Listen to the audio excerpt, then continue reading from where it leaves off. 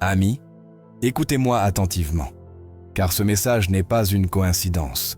Ce n'est pas une erreur que vous soyez ici en ce moment, avec ces paroles traversant vos oreilles et touchant votre cœur. Il y a des moments dans l'histoire où Dieu élève une voix, non pas pour divertir, mais pour avertir. Et c'est l'un de ces moments, car quelque chose se referme, quelque chose est sur le point de s'achever, le temps s'épuise, les signes ne mentent pas, l'horloge de Dieu avance, et ses aiguilles sont sur le point de marquer minuit spirituel. Nous ne vivons pas des temps ordinaires. Nous vivons à une époque où le mal est appelé bien et le bien est ridiculisé, où le péché ne se cache plus et défile désormais avec orgueil dans les rues, où les familles s'effondrent, les cœurs se refroidissent et les âmes s'endorment tandis que le jugement approche en silence. La Bible dit « Réveille-toi, toi qui dors, relève-toi d'entre les morts, et Christ t'éclairera. » Mais beaucoup ne veulent pas se réveiller. Beaucoup préfèrent continuer à rêver, ignorant la tempête qui s'approche déjà. La fin n'est pas une théorie. Ce n'est pas une exagération émotionnelle. La fin est une promesse divine scellée par le sang de l'agneau et proclamée par les prophètes à travers les siècles. Et maintenant, elle est plus proche que jamais. Avant la fin de juillet, avant que ce mois ne se termine avec le poids des décisions éternelles, Dieu vous appelle, vous secoue, vous confronte, car il y a des âmes qui n'ont pas encore décidé. Il y a des cœurs qui jouent encore avec le péché, tandis que le ciel réclame le repentir. Entendez-vous? Car ceci pourrait être votre dernier appel. Nous vivons une heure prophétique, une heure marquée non pas par le calendrier des hommes, mais par l'horloge éternelle de Dieu. Et bien que des millions de personnes marchent dans les rues, comme si de rien n'était, les cieux parlent, la terre gémit et l'Esprit Saint avertit. Le temps s'épuise. Ce n'est pas une alarme humaine. Ce n'est pas le produit de la peur, de la politique ou de la religion. C'est la voix du ciel. La même voix qui a parlé à Noé avant le déluge. La même voix qui a averti Lot avant le jugement sur Sodome. Une voix qui ne crie pas, mais qui secoue. Une voix qui appelle, mais qui confronte aussi. Car lorsque Dieu répète un message, c'est qu'il y a urgence. Et lorsqu'il fixe une date, ce n'est pas pour que nous l'ignorions, mais pour que nous nous préparions. Beaucoup attendent des signes dans le ciel, mais ils n'ont pas remarqué qu'ils vivent déjà au milieu de ces signes. La méchanceté s'est multipliée, l'amour s'est refroidi, la vérité a été remplacée par des opinions, et les autels ont été souillés par un feu étranger. La parole de Dieu l'avait annoncé. Des temps périlleux viendront, non dans le futur, mais maintenant. Ils sont déjà là. Et juillet, ce mois, a été désigné par Dieu comme un temps d'évaluation, d'alerte, de décision. Je ne suis pas ici pour vous divertir. Je suis ici parce que l'Esprit de Dieu m'a poussé à élever la voix, à dire ce que beaucoup taisent, à réveiller une génération qui joue avec le feu près de l'abîme, à des hommes et des femmes qui connaissent la vérité, mais ont cessé de l'aimer. Ce message n'est pas pour les curieux, mais pour ceux qui ont des oreilles spirituelles. Car celui qui a des oreilles, qu'il entende ce que l'Esprit dit à l'Église. L'horloge de Dieu ne s'arrête pas à cause de l'incrédulité des hommes. Elle ne ralentit pas à cause du scepticisme de la science, ni ne s'accélère à cause des émotions d'une génération inconstante. L'horloge de Dieu avance avec une précision divine selon sa volonté souveraine. Et chaque seconde qui passe nous rapproche, non pas de la fin du monde, mais de l'accomplissement total de sa parole. Jésus l'a dit clairement. À minuit, un cri s'est fait entendre « Voici l'époux, sortez à sa rencontre ». Matthieu 25, 6. Ce minuit spirituel approche rapidement, et beaucoup dorment encore, sans huile, sans discernement, sans crainte de Dieu. Pendant que la terre célèbre, pendant que les réseaux sociaux nous distraient, les anges accordent leurs trompettes. Nous vivons dans une génération qui connaît la Bible, mais l'ignore, qui sait que Christ revient, mais ne l'attend pas, qui parle du ciel, mais vit comme si l'enfer n'existait pas. Et pourtant, Dieu n'a pas changé. Il n'ignore pas le péché. Il ne négocie pas avec la tiédeur. Il ne bénit pas la rébellion. Et lorsque son horloge marquera minuit, il n'y aura plus de temps pour des regrets tardifs, ni pour des excuses religieuses. Dieu a montré à Daniel les temps de la fin, et il a vu que l'ennemi penserait à changer les temps et la loi. Daniel 7,25. Et aujourd'hui, nous voyons cette prophétie s'accomplir sous nos yeux. On a changé la signification du bien et du mal. On a perverti le dessein de Dieu. On a retiré son nom des écoles, des lois, des foyers, mais pas du ciel. Car il reste saint, il reste juste, et sa justice ne dormira pas éternellement. Le Seigneur ne retarde pas sa promesse, mais il est patient, ne voulant qu'aucun ne périsse, 2 Pierre 3,9. Mais lorsque sa patience s'épuisera, il viendra comme un voleur dans la nuit. Comme les 10 vierges, certains pensent qu'ils ont encore du temps pour continuer à jouer avec le péché, du temps pour repousser le repentir, du temps pour goûter un peu du monde et un peu de Dieu. Mais quand le cri retentira, quand l'époux se manifestera, il sera trop tard pour chercher de l'huile. Il sera trop tard pour vouloir entrer, car la porte se fermera. Non par cruauté, mais par justice, non par colère, mais parce qu'il a donné des avertissements, des signes, de la miséricorde. Mais il a été ignoré.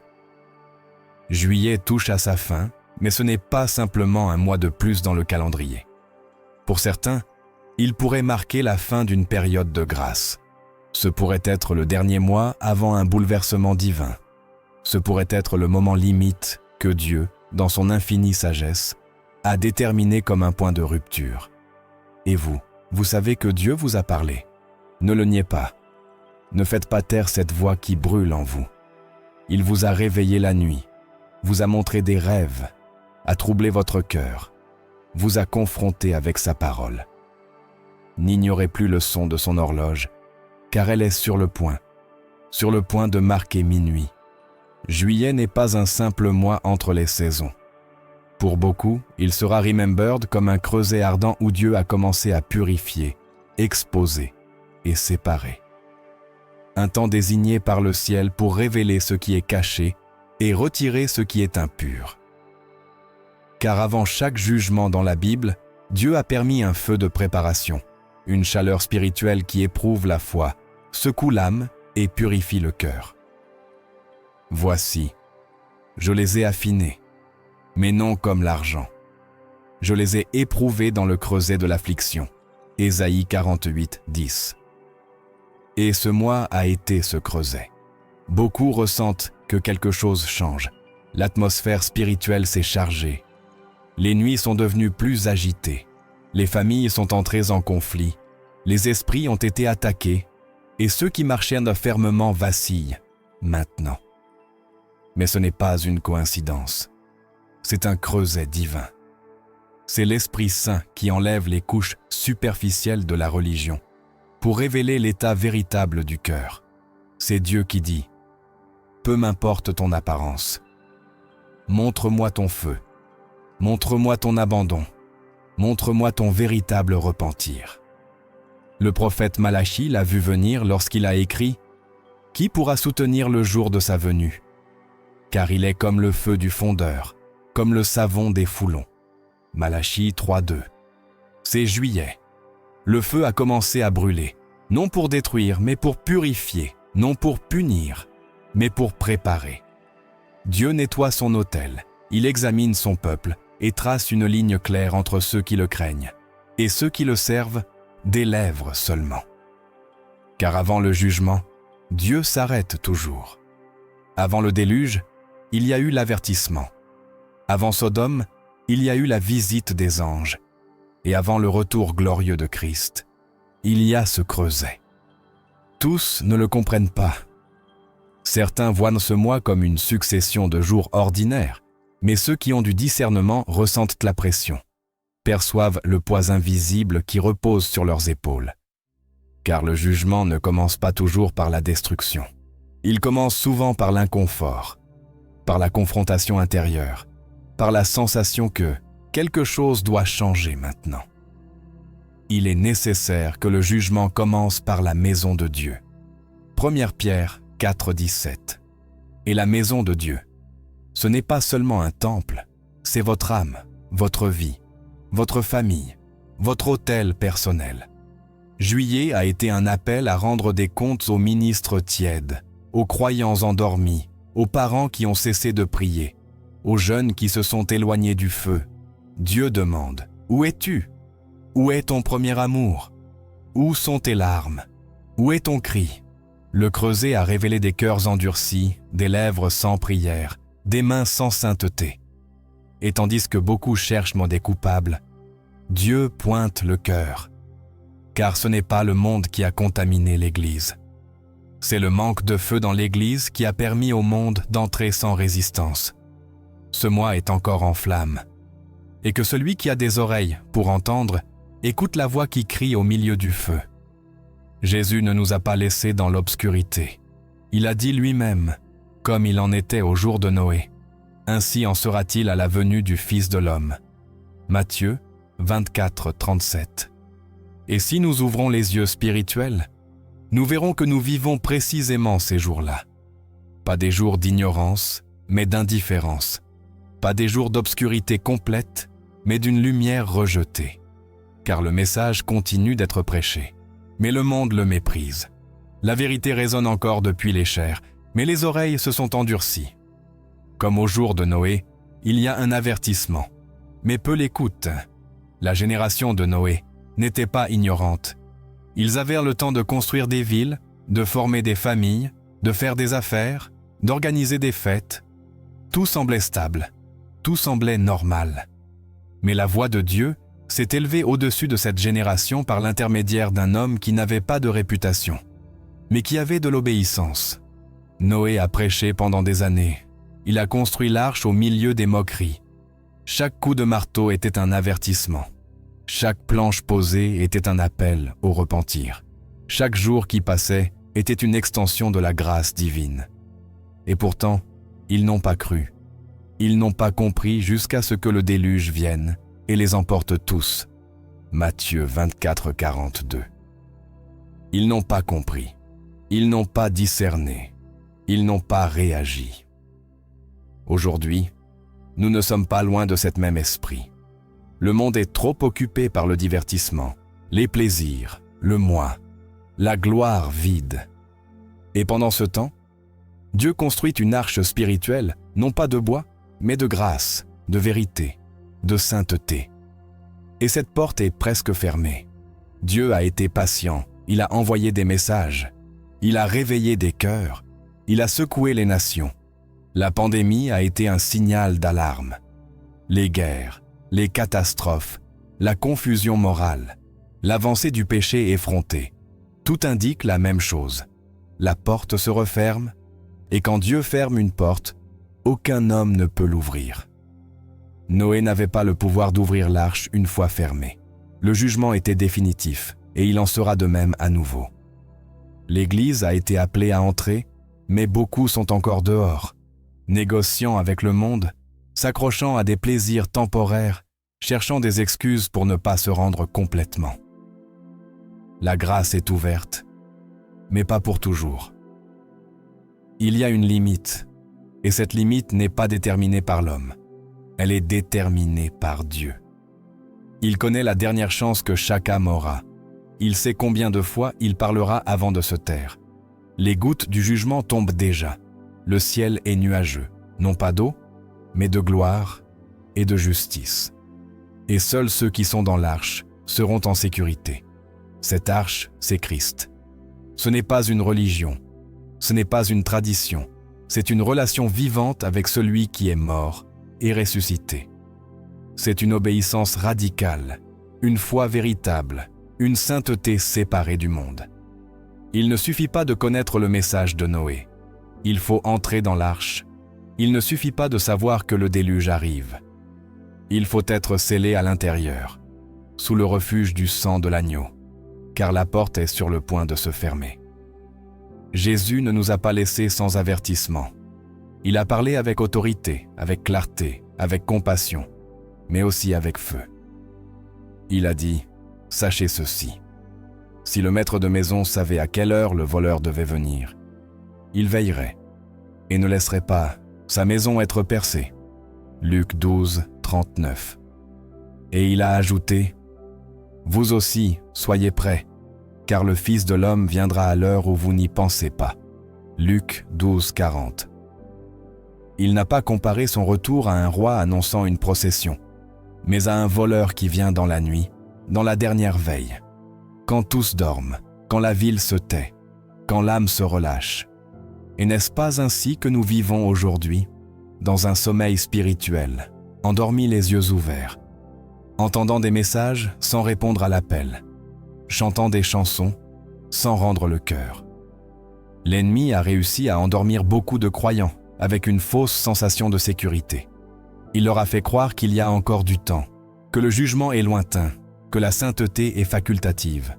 Et pendant que l'Église dort, le voleur s'approche, non pas pour voler, mais pour chercher ce qui lui appartient, pour rassembler ceux qui sont préparés, pour emmener ceux qui veillent avec leurs lampes allumées. La dernière veille n'est pas un concept symbolique. Dans le calendrier juif, la nuit était divisée en veilles, et la dernière commençait juste avant l'aube. C'était la plus sombre, la plus silencieuse, la plus dangereuse. Et c'est là, dans cette dernière veille, que le voleur entrait souvent. Et c'est aussi là que beaucoup baissaient leur garde, où la fatigue l'emportait, où la chair remplaçait l'esprit. C'est dans cette dernière veille spirituelle que nous nous trouvons aujourd'hui. Nous ne sommes pas au début de la nuit, nous sommes au bord de l'aube, au bord du retour glorieux de Jésus-Christ. Et seuls ceux qui veillent seront prêts à le recevoir. L'apôtre Paul l'a dit ainsi. « Vous savez parfaitement que le jour du Seigneur viendra comme un voleur dans la nuit, quand ils diront « paix et sécurité ». Alors la destruction viendra sur eux soudainement. 1 Thessaloniciens 5, 2, 3. Et aujourd'hui, le monde crie la paix, tout en s'armant pour la guerre. Il clame le progrès tout en s'enfonçant dans la corruption. Il exige la liberté tout en s'esclavagisant dans les plaisirs. Et beaucoup parmi le peuple de Dieu ont perdu l'urgence, ont cessé de veiller, ont éteint leurs lampes, ont négocié l'éternité pour des minutes de satisfaction. Mais Dieu élève une voix qui secoue, une voix qui crie au milieu de la nuit spirituelle. Veillez, ne baissez pas la garde, ne reculez pas, ne vous laissez pas distraire, car le voleur vient, non pas pour le monde, mais pour l'Église, non pas pour voler des trésors humains, mais pour recueillir des perles saintes. Que celui qui est sur le toit ne descende pas, que celui qui est dans le champ ne retourne pas en arrière. C'est le temps de veiller avec les reins sains, les pieds fermes, le cœur pur, car l'époux ne tardera pas et viendra dans la dernière veille. L'Esprit de Dieu ne parle pas dans la confusion. Il ne murmure pas dans l'ombre, ni ne cache sa voix dans des ambiguïtés humaines.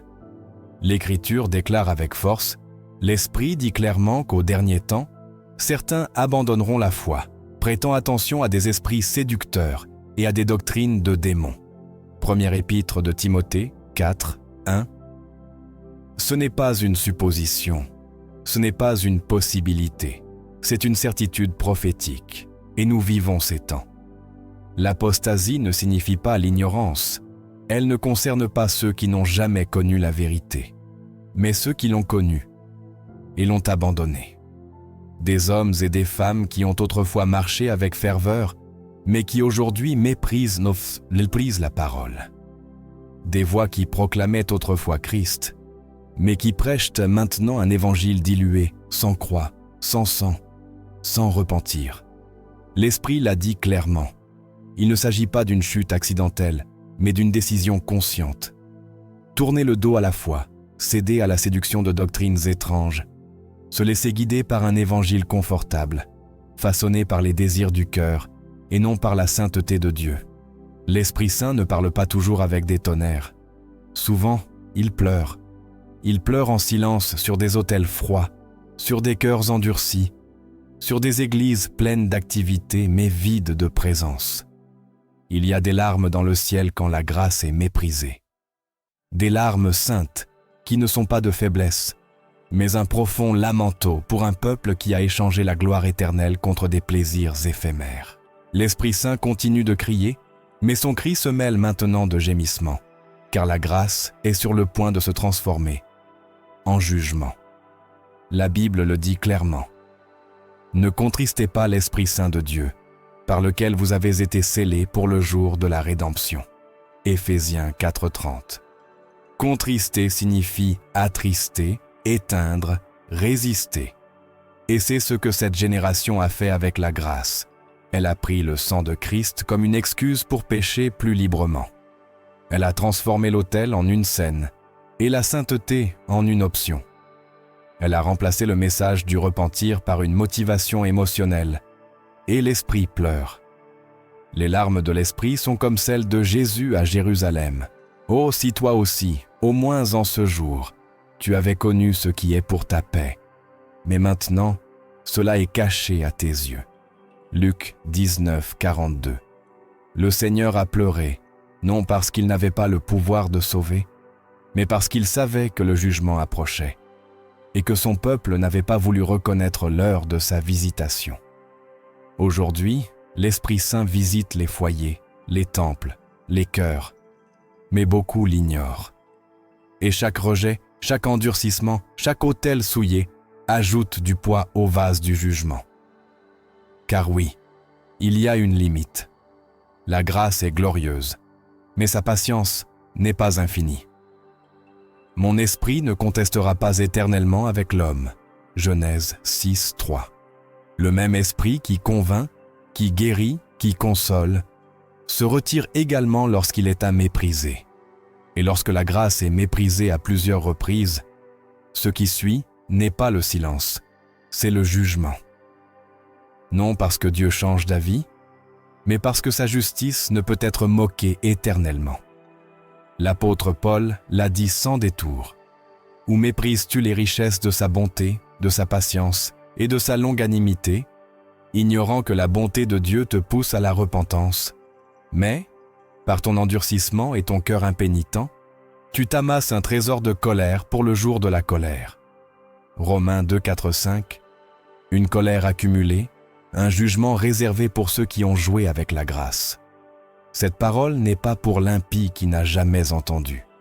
Elle est pour celui qui a entendu et n'a pas obéi.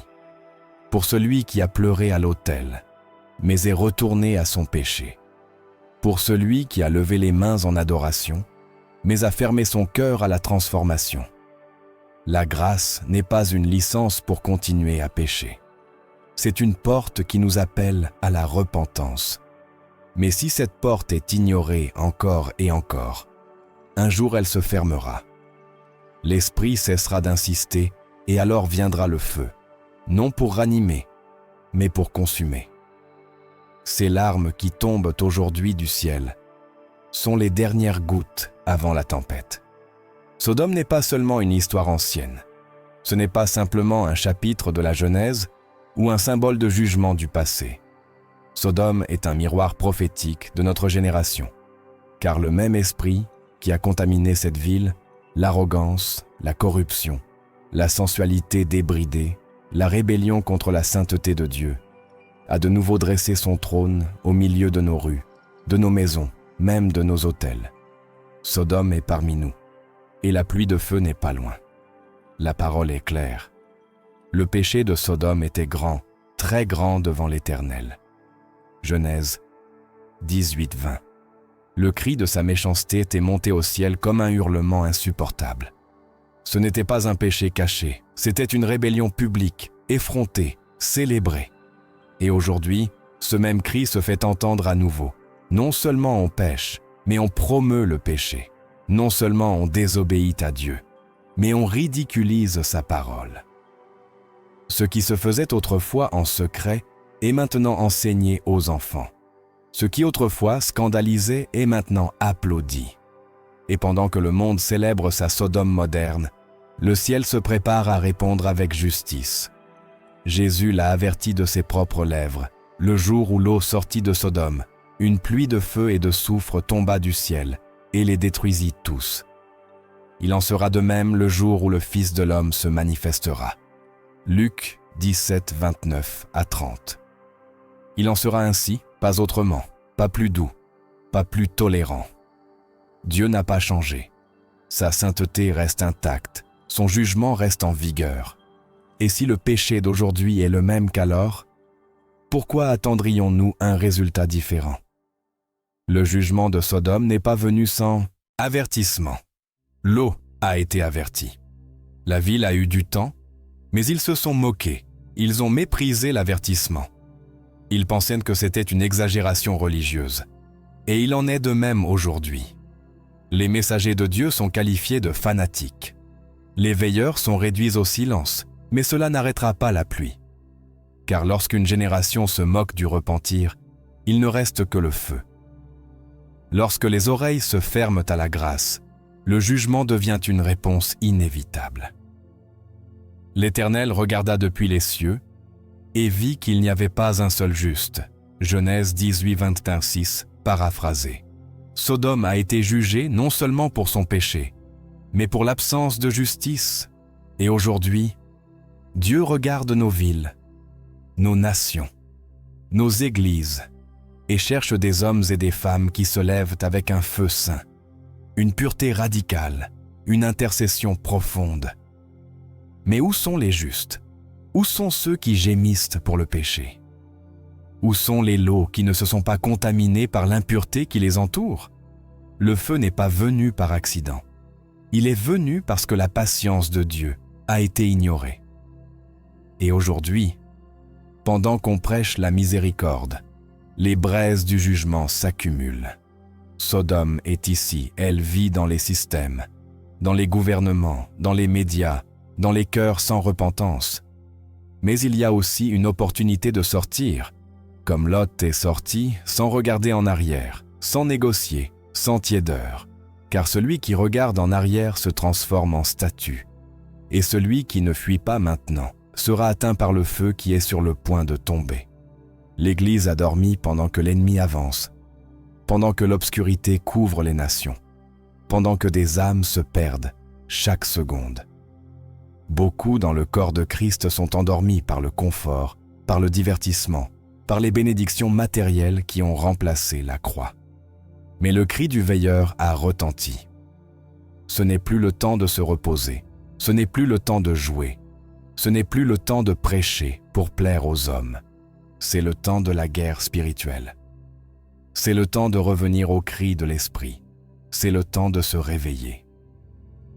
Ézéchiel 33, 6 dit « Mais si le veilleur voit venir l'épée et ne sonne pas de la trompette, et que le peuple ne soit pas averti, et que l'épée vienne et prenne quelqu'un, celui-ci sera pris à cause de son péché, mais je redemanderai son sang à la main du veilleur. » Le veilleur a parlé.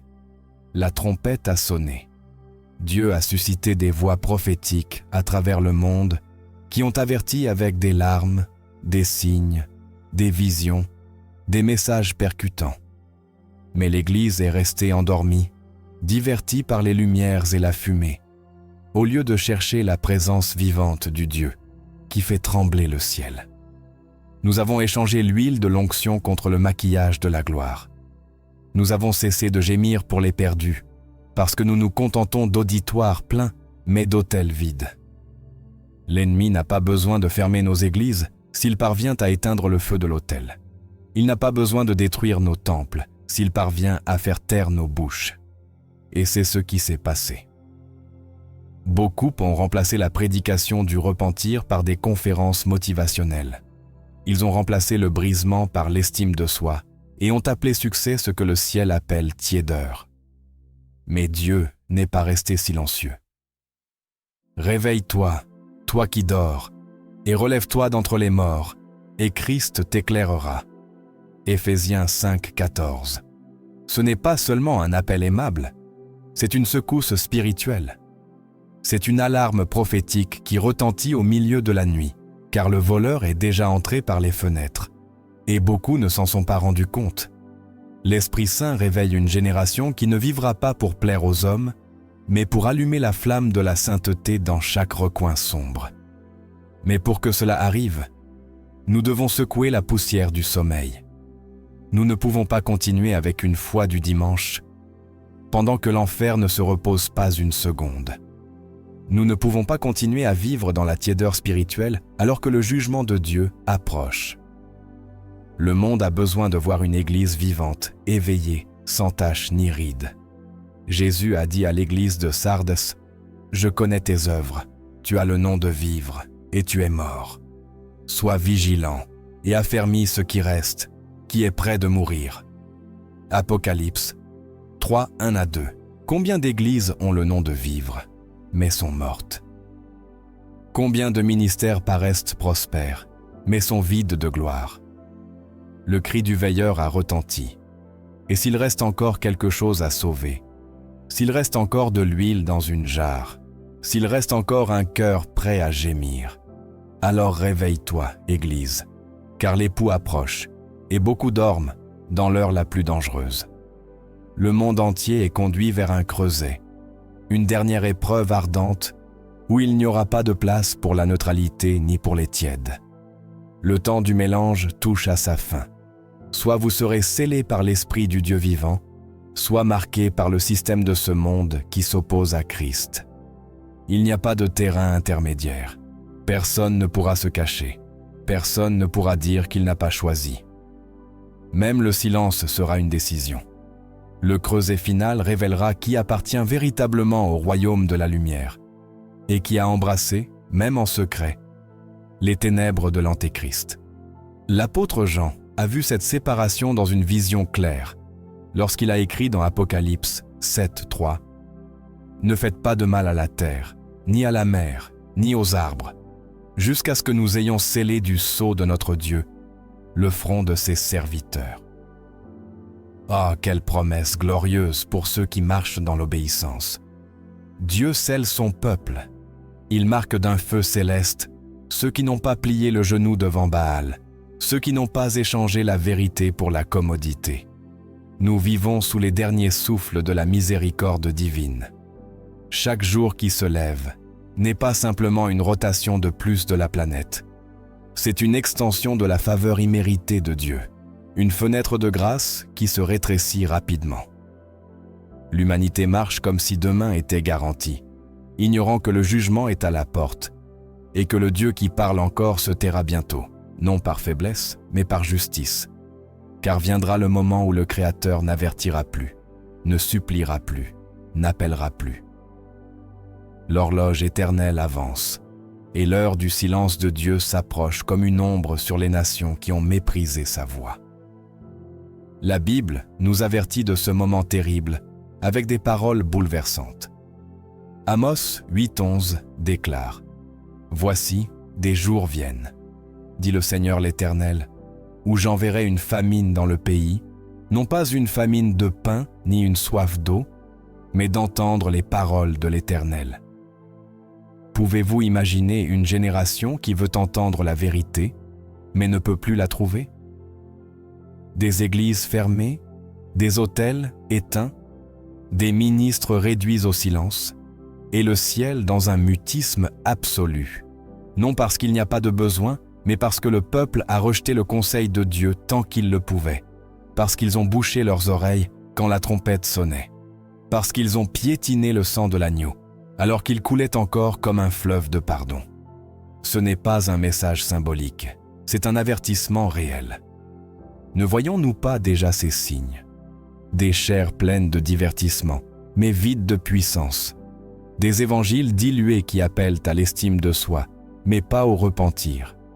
Des multitudes qui cherchent des miracles, mais fuient la croix. Et pendant ce temps, l'esprit gémit, car il sait que le cœur du Père est sur le point de dire « Assez ».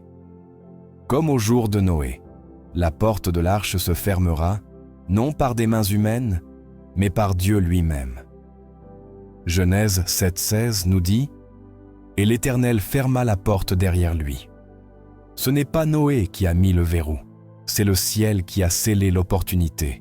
et il en sera de même à nouveau. Nous avons confondu la patience de Dieu avec une approbation. Nous avons supposé que son silence est une tolérance, alors qu'en réalité, c'est une miséricorde prolongée. Mais cette patience a une fin. Proverbe 29.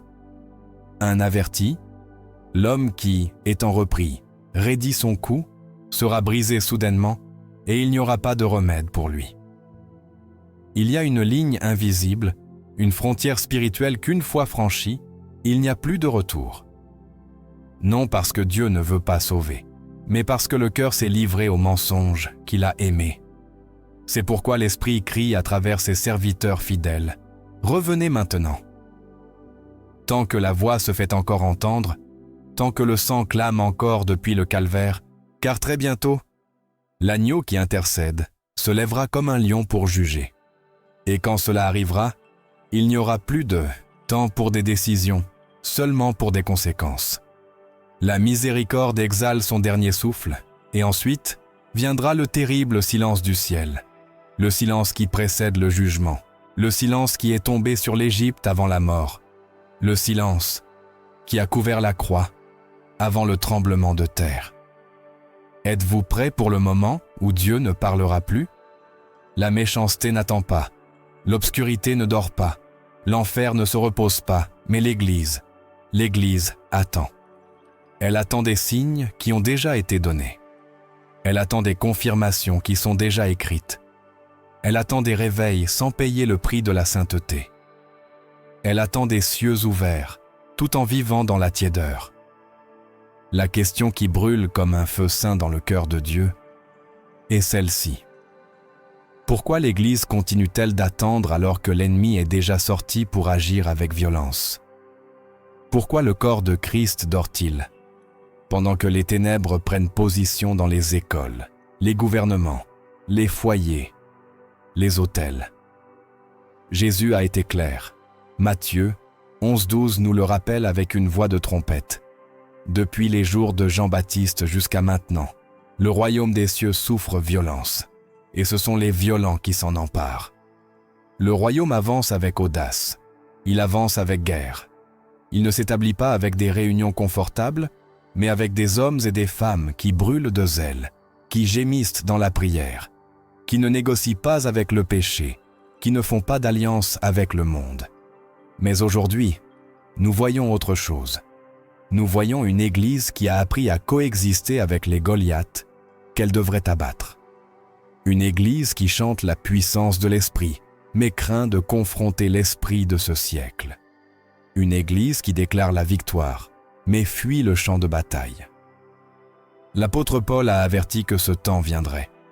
Dans 2 Timothée 3, 1, 5, il a écrit « Sache aussi ceci, dans les derniers jours, il viendra des temps difficiles, car les hommes seront égoïstes, ayant l'apparence de la piété, mais en reniant la puissance. » C'est une description prophétique de notre génération.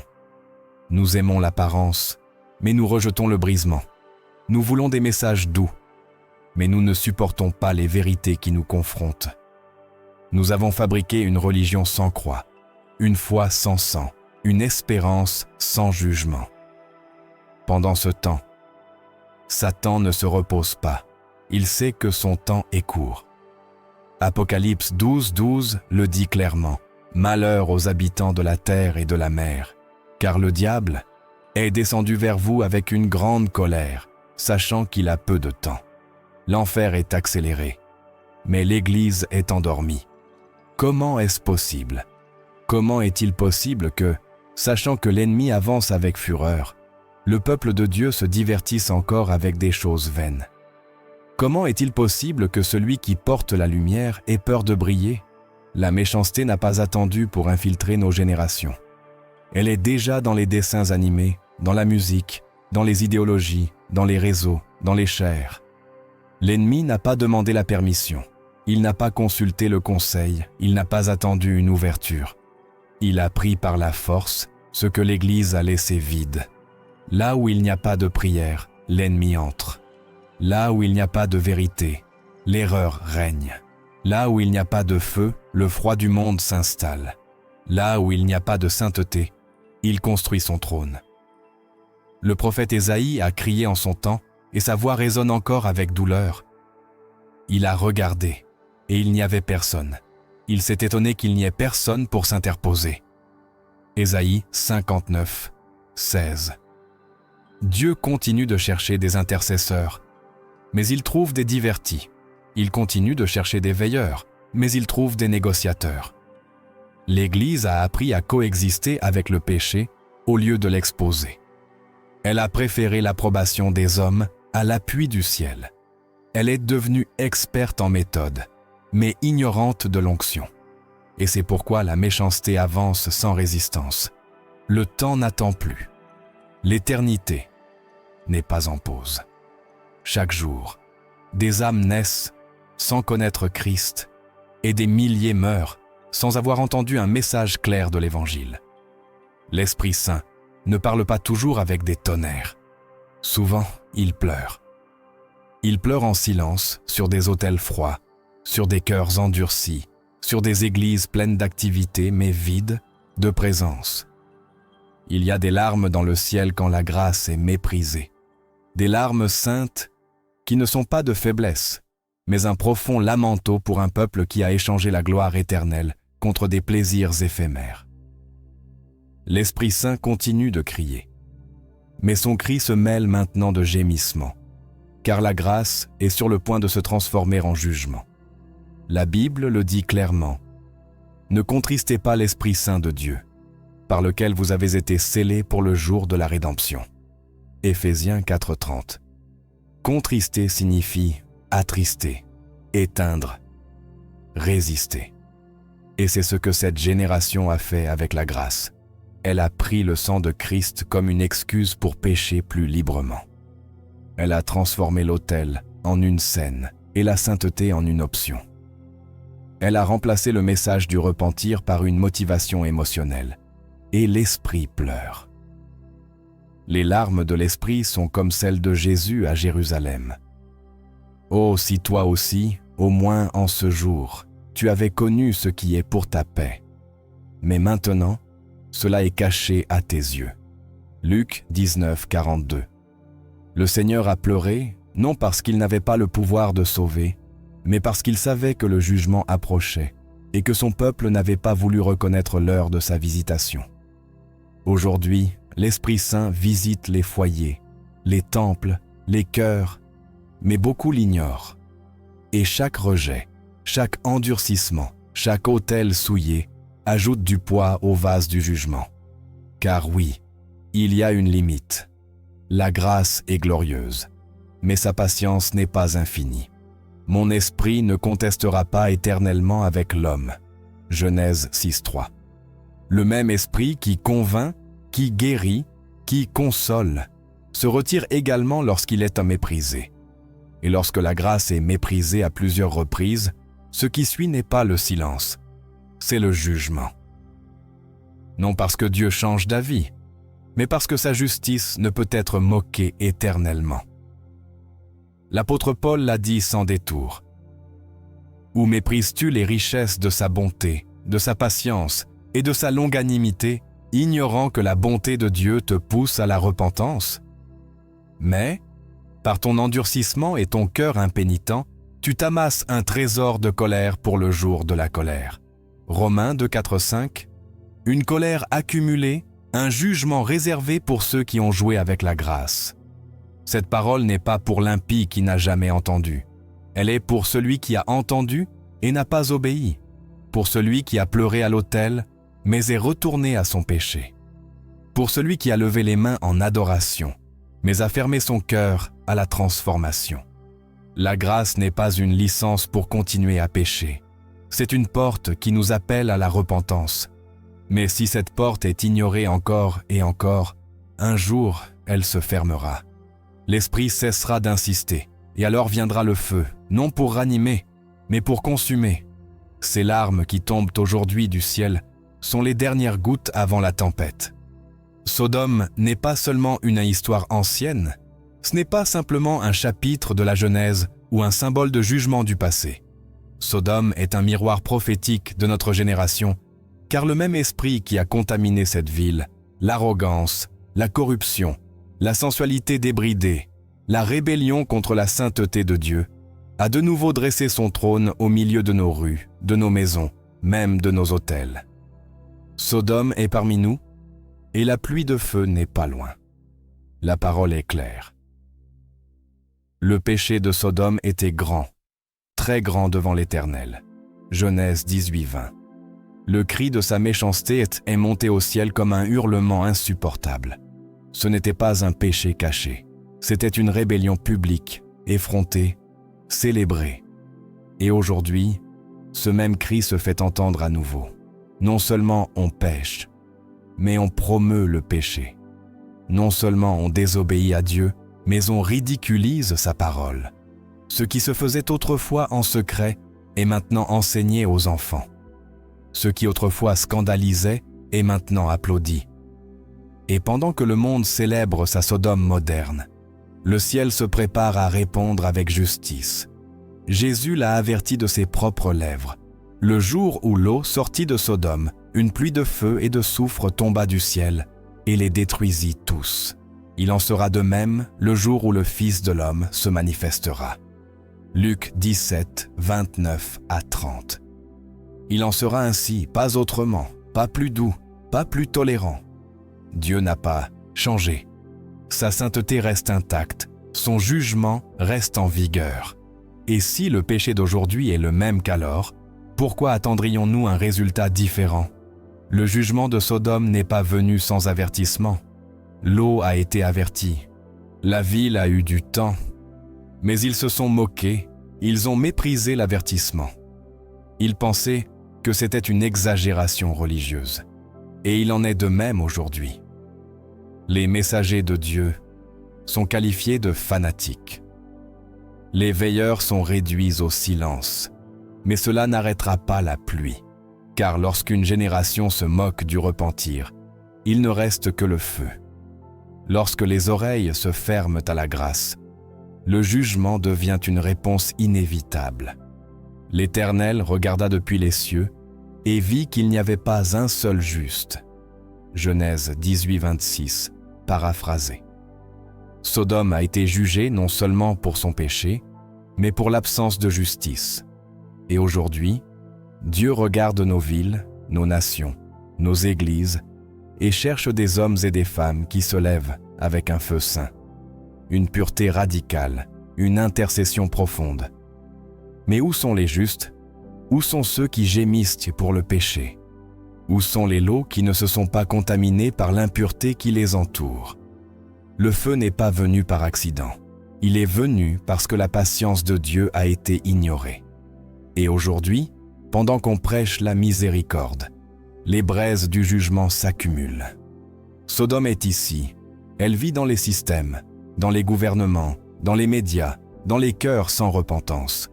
Mais il y a aussi une opportunité de sortir, comme Lot est sorti, sans regarder en arrière, sans négocier, sans tiédeur. Car celui qui regarde en arrière se transforme en statue, et celui qui ne fuit pas maintenant sera atteint par le feu qui est sur le point de tomber. L'Église a dormi pendant que l'ennemi avance, pendant que l'obscurité couvre les nations, pendant que des âmes se perdent chaque seconde.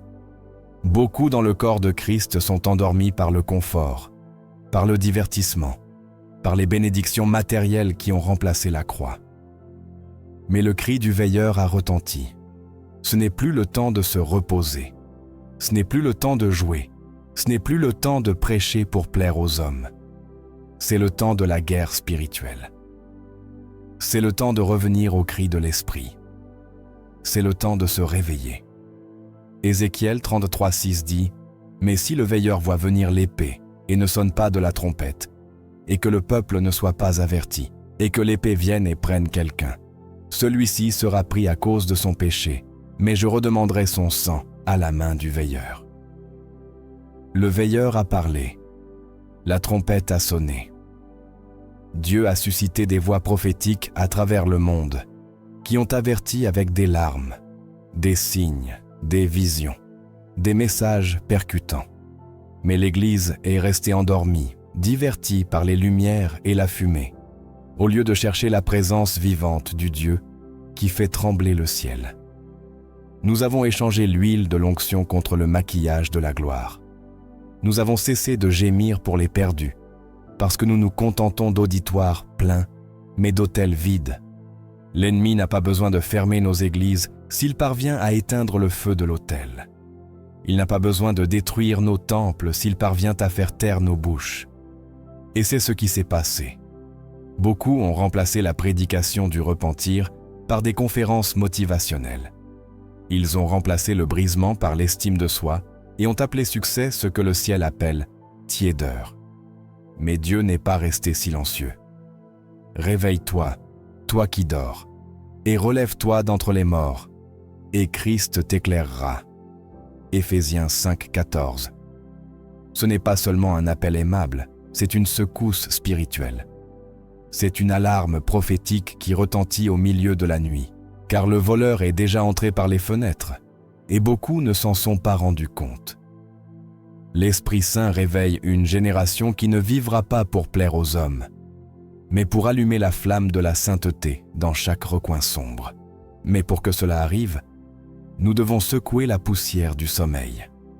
Nous ne pouvons pas continuer avec une foi du dimanche pendant que l'enfer ne se repose pas une seconde.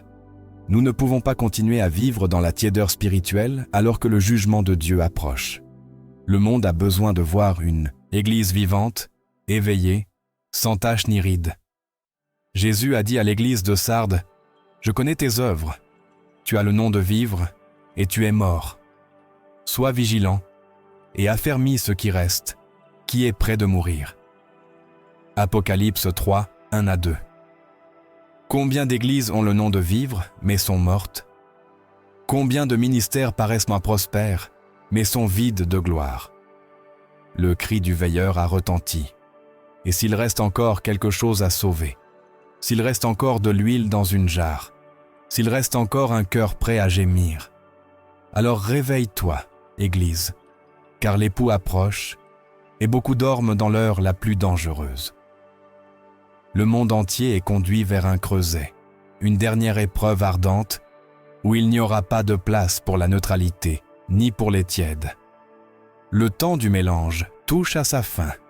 Soit vous serez scellés par l'Esprit du Dieu vivant, soit marqués par le système de ce monde qui s'oppose à Christ. Il n'y a pas de terrain intermédiaire. Personne ne pourra se cacher. Personne ne pourra dire qu'il n'a pas choisi.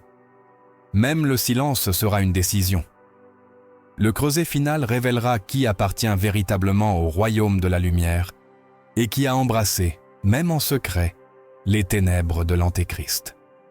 L'apôtre Jean a vu cette séparation dans une vision claire lorsqu'il a écrit dans Apocalypse 7,3 « Ne faites pas de mal à la terre, ni à la mer, ni aux arbres, jusqu'à ce que nous ayons scellé du sceau de notre Dieu le front de ses serviteurs. » Oh, quelle promesse glorieuse pour ceux qui marchent dans l'obéissance.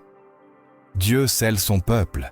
Il marque d'un feu céleste ceux qui n'ont pas plié le genou devant Baal, ceux qui n'ont pas échangé la vérité pour la commodité.